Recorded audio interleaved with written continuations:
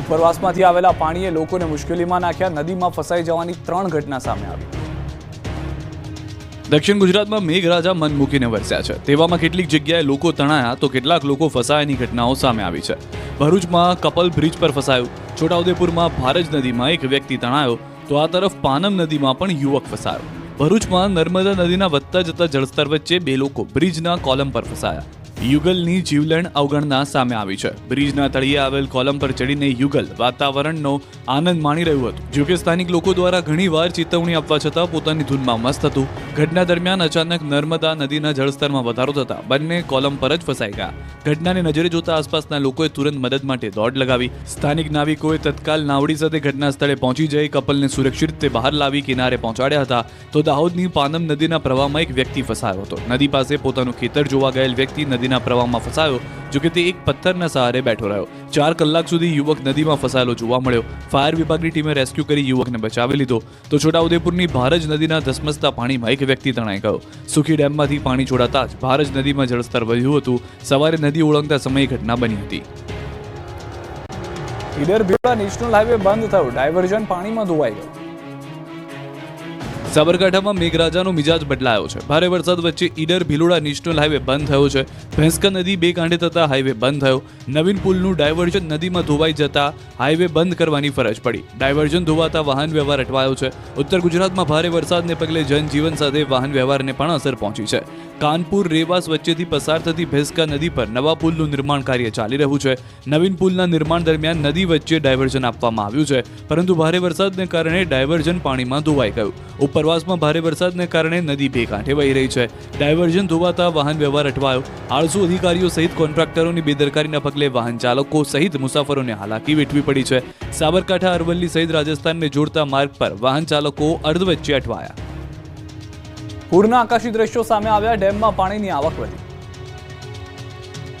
સાબરકાંઠાના ઈડરના ઘઉંવાવ નદીમાં આવ્યું પૂર. નદીના પૂરનો આકાશી નજારો જોવા મળ્યો. ભારે વરસાદને કારણે ઈડર, વડાલી અને ઉપરવાસમાં ભારે વરસાદને લઈને નદીમાં પૂર જેવી સ્થિતિનું નિર્માણ થયું છે. ચોમાસાના પ્રથમ વરસાદે નદીમાં પાણીનો ધસમસતો પ્રવાહ જોવા મળ્યો છે.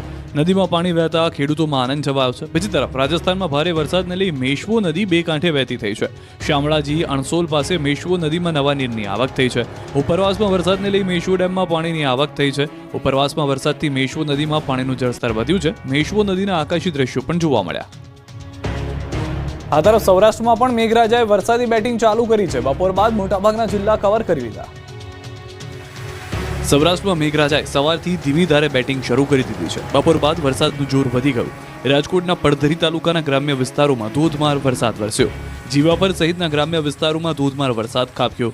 બપોર બાદ રાજકોટ જિલ્લાના અનેક ગ્રામ્ય વિસ્તારોમાં વરસાદી માહોલ જોવા મળ્યો. તો રાજકોટના લોધિકા તાલુકાના ગ્રામ્ય વિસ્તારોમાં પણ વરસાદી ઝાપટા પડ્યા. ખેરસરા, મેટોડા, રાતૈયા, દેવગામ સહિતના વિસ્તારોમાં વરસાદ વરસ્યો. વાવણી સમયે જ વરસાદ વરસતા ખેડૂતોમાં ખુશીનો માહોલ જોવા મળ્યો. આગોતરું વાવેતર કરનાર ખેડૂતોને વરસાદથી ખૂબ ફાયદો થશે. આ તરફ ધોરાજીમાં બપોર બાદ ફરી ભારે પવન સાથે વરસાદ વરસ્યો. ધોરાજીમાં કાળા ડિબાંગ વાદળો ઘેરાયા અને ગ્રામ્ય વિસ્તારોમાં પણ વરસાદ જોવા મળ્યો. બપોર બાદ ધોરાજીમાં પવનના સુસવાટા સાથે વરસાદ શરૂ થયો. ધોરાજીના Aveda Chowk station road, Junagadh road, Jetpur road, Galaxy Chowk સહિત વિસ્તારમાં વરસાદ વરસ્યો. તો અમરેલીના સાવરકુંડલામાં 5 દિવસના વિરામ બાદ ફરી વરસાદનું આગમન થયું. સાવરકુંડલા શહેર તેમજ ગ્રામ્યમાં વરસાદી માહોલ જામ્યો. કાના તળાવ, ભાટડા, ચરખડિયા, ભમોદરા સહિતના ગ્રામ્ય વિસ્તારોમાં વાવણી લાયક વરસાદ વરસતા ખેડૂતોમાં ખુશીનો માહોલ છે. ગ્રામ્ય પંથકમાં ચાલુ વરસાદે ખેડૂતોએ કપાસની વાવણી કરી. તો જામનગરના 6 તાલુકામાં વરસાદી માહોલ છે. બપોર બાદ કાલાવાડ, લાલપુર, જામજોધપુર ઉપરાંત ધ્રોલ, ખીજોડિયા સહિતના પંથકમાં વરસાદ બાદ જામનગર શહેરમાં પણ વરસાદી ઝાપટા પડ્યા. લાંબા સમય બાદ ભારે બફારા વચ્ચે વરસાદ શરૂ થતા ખેડૂતો રાજી થયા. તો કચ્છની વાત કરીએ તો રણપ્રદેશ કચ્છમાં પણ મેઘાવી માહોલ છવાયો. પૂર્વ કચ્છના ભચાઉ અને રાપર તાલુકામાં વરસાદ વરસ્યો. ભચાઉમાં ધોધમાર વરસાદ વરસ્યો તો રાપર તાલુકાના ગ્રામ્ય વિસ્તારમાં પણ વરસાદી ઝાપટા પડ્યા. વાગડ વિસ્તારમાં વરસાદથી ખેડૂતોમાં ખુશીનો માહોલ જોવા મળ્યો. ભાલ પંથકના ગામોની સ્થિતિ અતિશય ખરાબ થઈ ગઈ છે. માનવ સર્જિત આફતને કારણે જનજીવન ખોરવાયું છે. વરસાદની સિઝન શરૂ થાય એટલે ભાલ પંથકમાં જળબંબાકાર થઈ જ જાય. તાજેતરના વરસાદમાં મીઠાના અગરોના પાળા નહીં હટાવાતા સમગ્ર ભાલ વિસ્તાર જળબંબાકાર થઈ ગયો છે. ચોમાસું આવે અને ભાલ પંથકના ગામોના લોકોના જીવ તાળવે ચોંટી જાય છે. વર્ષોથી વરસાદ, પાણી ભરાઈ જવાની ગંભીર સમસ્યા છતાં તંત્ર દ્વારા તેનો કોઈ ઉકેલ કરવામાં આવ્યો નથી. ત્રણ જિલ્લાની 14 નદીના પાણીનો નિકાલ દરિયાઈ માર્ગ દ્વારા થાય છે, પરંતુ તેમાં મીઠાના અગરનો અવરોધ રહે છે. વરસાદ વરસતા ભાવનગર, ઉમરાળા અને વલભીપુર તાલુકાના ગામોમાં તારાજી સર્જાય છે. ભાલ પંથકના ગામોમાં પાણી ઘૂસી ગયા છે, જેના કારણે જનજીવન અસ્તવ્યસ્ત થઈ ગયું છે. સરકાર દ્વારા મન ફાવે તે રીતે મીઠાના અગરોને અપાયેલી મંજૂરીઓ અને મીઠાના અગરોમાં કરવામાં આવેલા પાળાને કારણે કાળુભાર, વેગડ, શેત્રુંજય, માલેશ્રી, ઘેલો, કેરી સહિતની નદીઓના પાણી દરિયામાં જતા અવરોધાય છે, જેથી આ પાણી ભાવનગર, વલભીપુર અને ઉમરાળા તાલુકાના ગામોમાં ફરી વળે છે. ચોમાસાના પ્રારંભમાં જ ભાલ પંથકના ગામોની સ્થિતિ અતિશય દયનીય બની ગઈ છે.